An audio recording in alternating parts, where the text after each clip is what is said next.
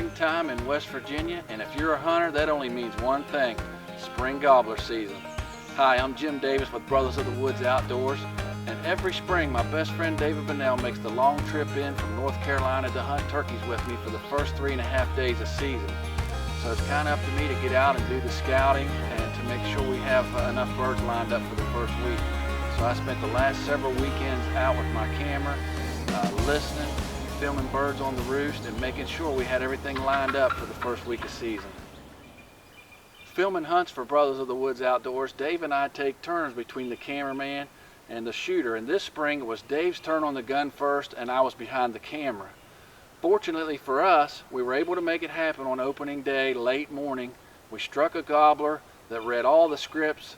We brought him right into the set, and David was able to make a nice shot on that gobbler on film. This gobbler weighed over 21 pounds and had a double beard. It was a beautiful bird for opening day. Well, that was good news to me because now I had a cameraman for the next 2.5 days. Problem was, days 2 and days 3 come and go. We had some opportunities, but we just couldn't close the deal. These gobblers in West Virginia, at least in our area, are still pretty henned up.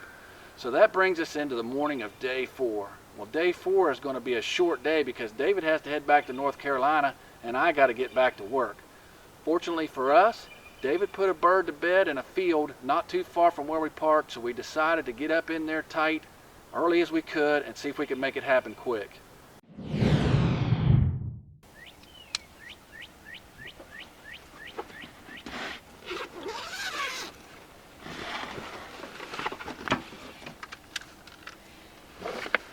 So we climb up this steep bank right to the edge of the meadow.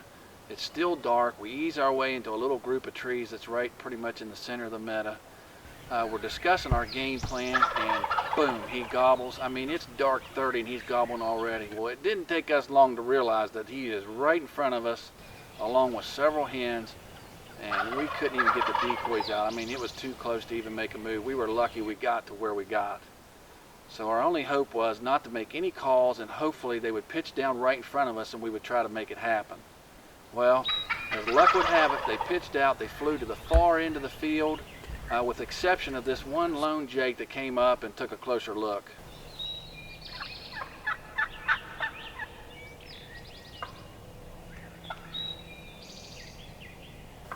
So now we're pinned down by this jake. Meanwhile, the two big strutters are at the far end of the field gathering up their hens. And when the last hen flies down into that group, they scramble out of that field and head right up into the woods. So Dave and I said, man, these birds are henned up. Let's try to head to the other side of the farm and see if we can strike one up.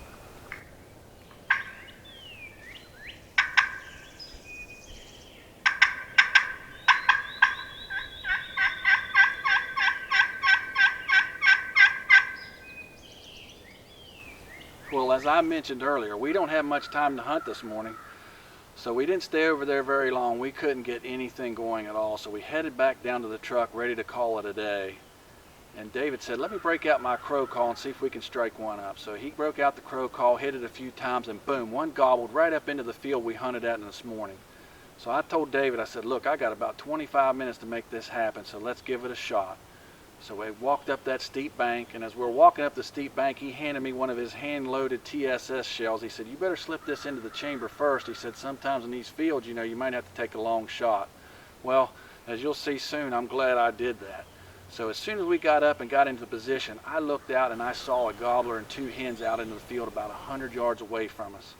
So I decided to try to slip out there and get my decoy set up and get into position on these birds.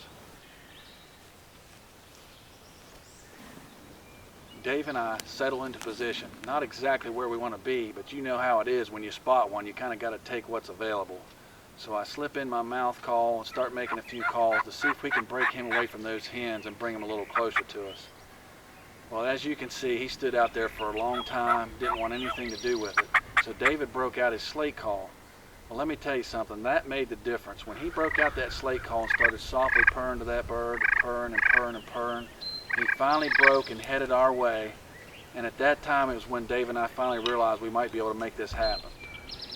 You know, in filming hunts, everybody wants to see that gobbler coming in full strut, right to the decoy 20 yards away, gobbling his guts out, giving you plenty of pre-roll before the kill. But David and I have hunted long enough to know this kill wasn't going to end up like that. We were running out of time, and we were just waiting for him to get into that 65-yard mark. And once he was there, I was just waiting for my buddy Dave to give me the green light that he had him on the camera.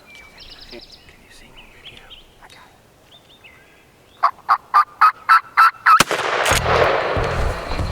it. Get on him, buddy, get on him.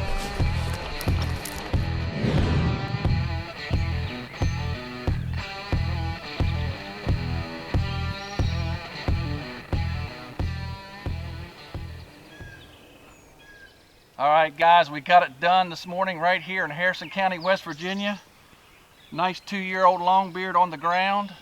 I tell you what, we got set up this morning in the dark right here on this tree. Wow. Dave roosted them last night, and man, we crawled in here and they were right above us. 5:45 the first gobble. We watched them pitch out of the trees. They headed out to the other end there, and Dave got them on camera, the 2 big strutters out there and the hens moving around. And had a couple jakes on either side of us. yeah, and they just kind of moved off and did their thing, so we decided to slip out onto the other side there and give them some time. And we went over there, worked them a little bit, no gobbles whatsoever. Dave said, hey, let's hit him with the crow call one more time. And I told him, I said, I got about 25 minutes left to hunt and I got to get to work. He hit him with the crow call. He fired up. We got up here and got set up. And it was a beautiful video. I tell you what, David was scratching on that slate call, purring real nice and soft, and just brought him out just close enough, got him about 65 yards, and I thought, man, I could take that shot. Dave gave me the green light. Yeah, he was getting ready to turn around and leave. He came as far as he was going to come, and Jim put the smack down on him, and thank the dear Lord for another gobbler. Amen. We were down to our last couple minutes of hunting together. We've hunted 4 days really hard after I killed that bird opening morning. Yep. And we've chased them. The birds are all henned up, but we're happy with this bird this morning. Yes, we are. I tell you what, I'm truly blessed to have this bird in front of me, and as always, we thank you very much for watching Brothers in the Woods Outdoors.